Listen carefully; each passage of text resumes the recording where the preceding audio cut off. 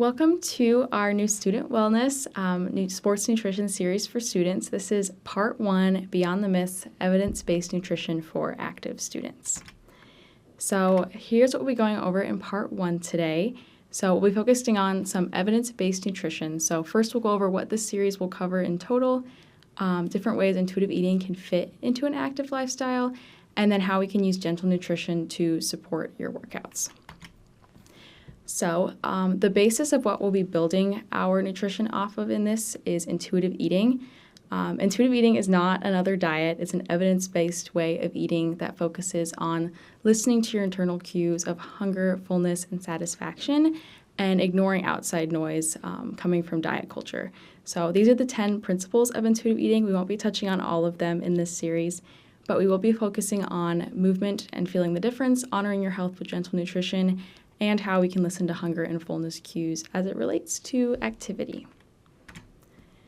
So first I want to talk about how we can begin to rethink nutrition for athletes. So often in the world of fitness, I can feel like there's a rule for everything, especially when you're scrolling through social media, feeling like you have to hit every macronutrient exactly, take every supplement that you can, put protein powder in practically everything.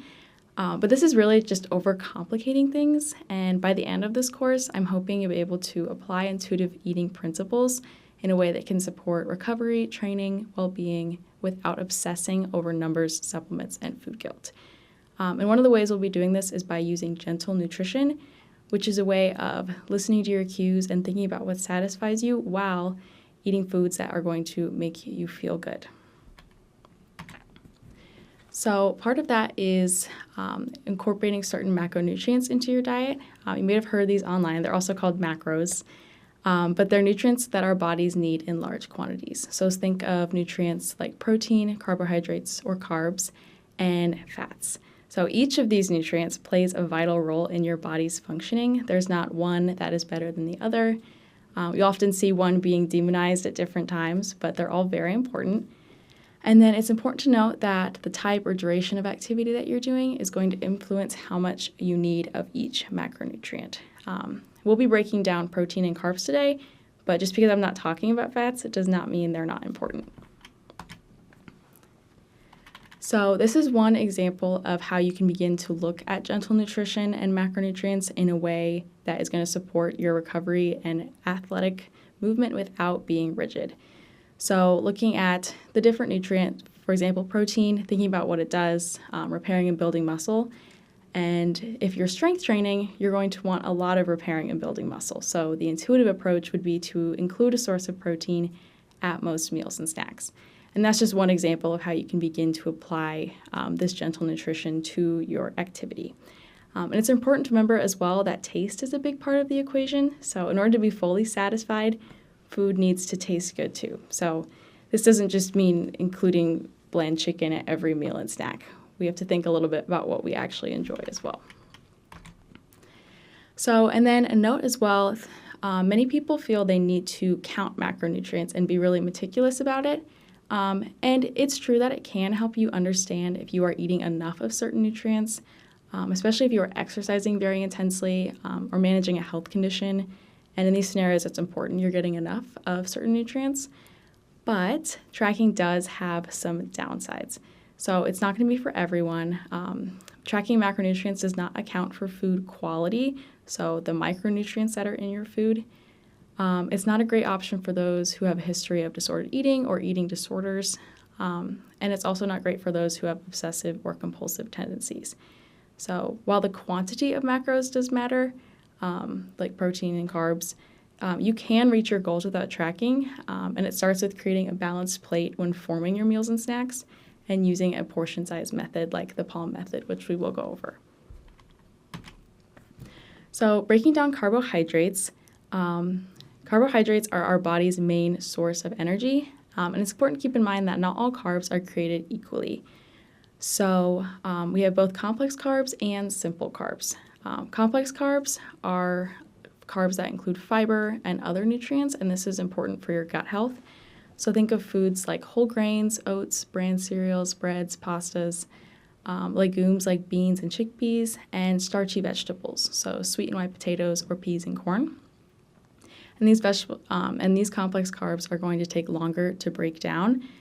And so the other type of carb is simple carbs. So these carbs are going to be broken down a lot quicker and include little to no fiber. So this would be foods like soda, juice, unsweetened beverages, candy, sugar, honey, syrup, and then refined grades, so white bread, pasta, white rice, pastries. And from just hearing that, one has fiber, one doesn't, one has micronutrients, one doesn't, it can be easy to think that it's a black and white, good versus bad, but this is not really true. While complex carbs are very important, simple carbs have a place, especially before activity, because our body can use that energy really, really fast. It's great before a long, hard workout. The other macronutrient that we'll be talking about today is protein. So protein is really important for recovery of muscles and building and repairing muscle. And this is if you're strength training, you're doing cardio, any sort of activity. And if your protein intake is low, it may be harder to see the full benefits of your training.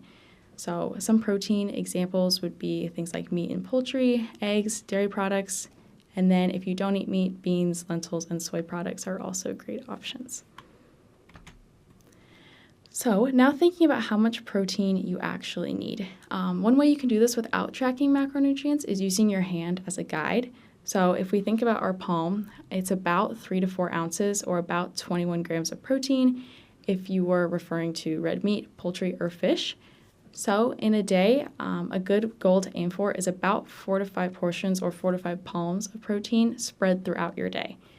And some tips for increasing protein, choosing cow's milk dairy products like string cheese, high protein milk, cottage cheese, Greek yogurt.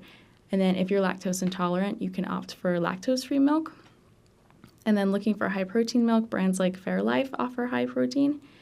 And then looking at cottage cheese, which also has lactose-free versions. There's a lot of ways that you can use it that are creative. So like turning it to a dip by adding taco seasoning, mixing with eggs in the morning or with oatmeal, blending into smoothies, or topping on a salad. And then also including protein at snacks is a great strategy, whether that's hard-boiled eggs, nuts and seeds, any nut butters.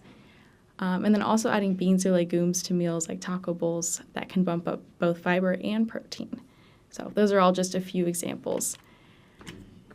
And then, so now we can talk about kind of spreading your protein intake throughout the day. So when you think about your day-to-day, most people are not going to eat enough protein during the day and are actually going to eat the majority at dinner. So thinking about kind of snacking lightly throughout the day and then having your chicken or meat at dinner time and not spreading out the day. And this isn't always best practice, mainly because your body cannot store protein for later muscle growth. So we're thinking about having just protein circulating in our body as much as we can. So choosing instead to aim for roughly 20 to 25 grams of protein at every meal, and then 5 to 15 grams of protein at snack time. So is it possible to overconsume protein? So more protein isn't always going to be the solution to your goals.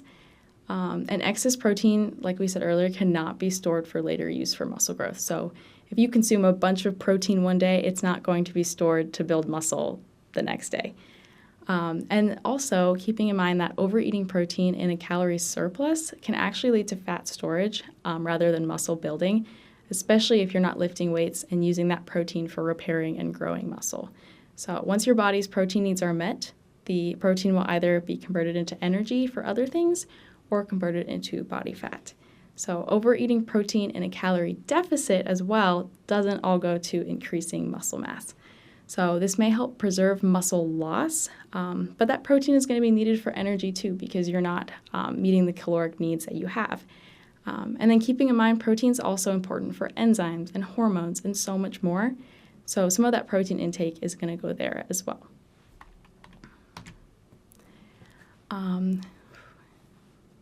So looking at protein powder next, when you look online, especially on social media, it can feel like protein powder is essential if you want to build muscle and get stronger. And while protein, like we've been talking about, is a key player in muscle growth, it's often overstated how much we actually need. You don't need to be eating 200 to 300 grams of protein in a day for the average person. So while protein powder can be a convenient tool, it's not necessary. It can be a great option for those who don't consume animal products or really struggle to get in enough protein during the day, but keeping in mind that you can meet your needs through natural foods and still see great results. So here's just kind of a generic overview of some protein sources, a list to refer back to, and then keeping in mind for our plant-based proteins, plant-based is good quality protein, but it's not going to contain all of the amino acids, which are the building blocks of protein, which means it's not a complete protein. So it's important to consume a wider variety of plant-based proteins if that's all you're consuming, and consuming them in higher amounts as well. So in summary of part 1, we talked about how we can choose gentle nutrition over rigid numbers when it comes to fueling our bodies. We talked about how protein and carbs can work together to support our movement, and how moderation of nutrients is key even when it comes to protein, and more isn't always more. So thank you so much for tuning into part 1, and then in part 2 we will talk about what to eat before you work out.